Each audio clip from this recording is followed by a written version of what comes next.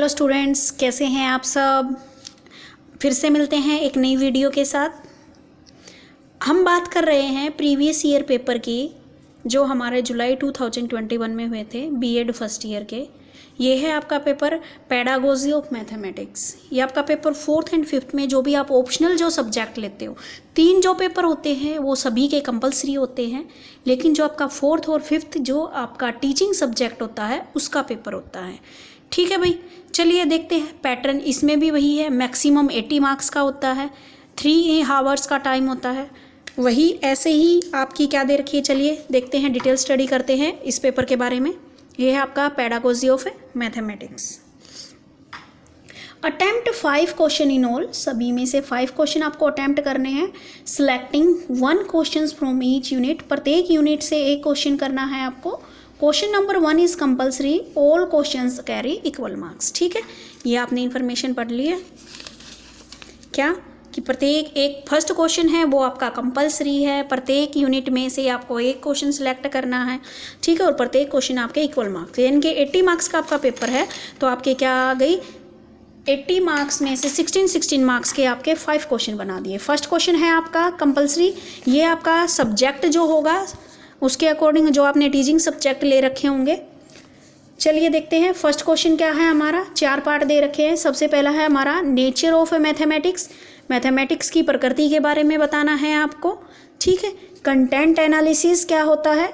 ठीक है, थर्ड है हमारा इम्पोर्टेंस ऑफ मैथमेटिक्स लेबोरेटरी, गणित प्रयोगशालाओं का क्या इम्पोर्टेंस है, क्या महत्व है।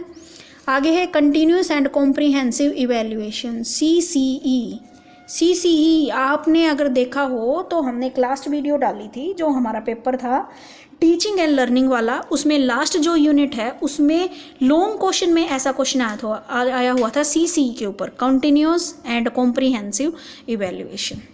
ठीक है भाई, अब आते हैं हम अपनी फर्स्ट यूनिट पे। फर्स्ट यूनिट में क्या बताया गया है आपको, इसमें 2 क्वेश्चन दे रखे हैं, कोई एक क्वेश्चन आपको करना है। ठीक है, जो आपको अच्छे से आता है उसी को अटेम्प्ट करके आना।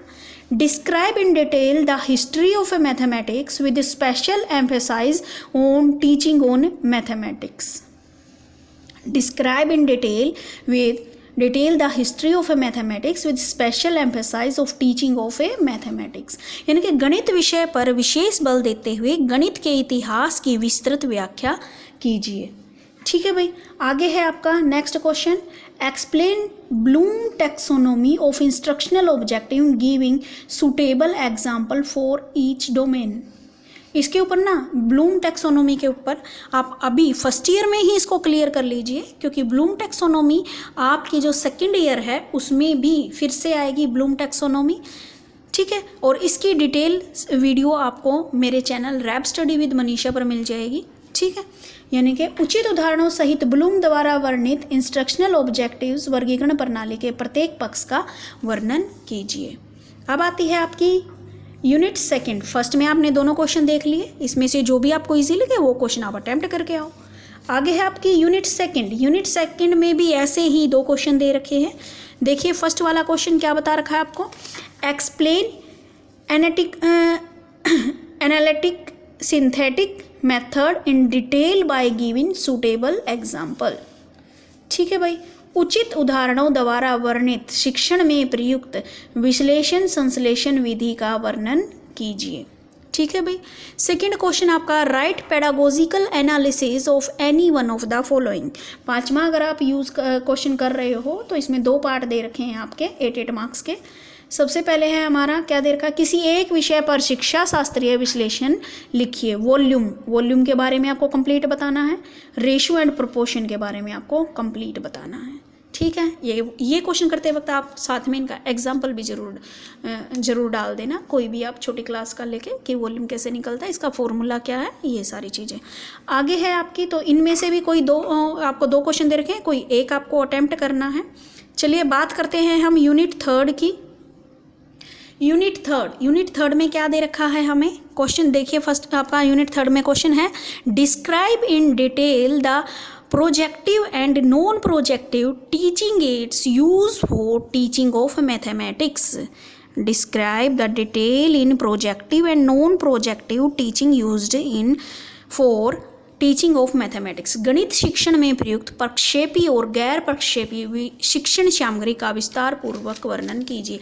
जो आपका है ना ये प्रोजेक्टिव एंड नॉन प्रोजेक्टिव, प्रक्षेपी और गैर प्रक्षेपी, ये आपका ना क्वेश्चन उसमें भी पूछा जाता है।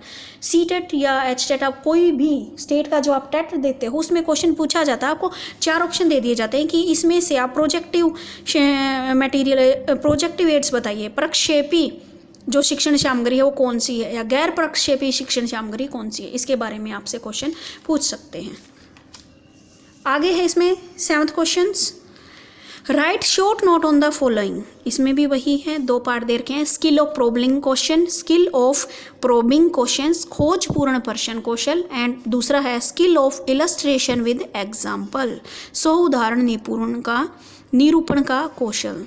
तो जो 7th क्वेश्चन है इसमें आपके 8 पार्ट्स दे रखे हैं, 8 मार्क्स के 2 पार्ट्स दे रखे हैं, ठीक है। तो 6th और 7th में से जो आपकी यूनिट 3 है, कोई भी एक क्वेश्चन आपको अटेम्प्ट करना है, जो आपको इजी लगे वो आप अटेम्प्ट कीजिए। आगे है यूनिट 4th। यूनिट 4th में क्या दे रखे हैं आपके, ऐसे ही जैसे पिछली यूनिट्स में से 2 क्वेश्चन दे रखे हैं।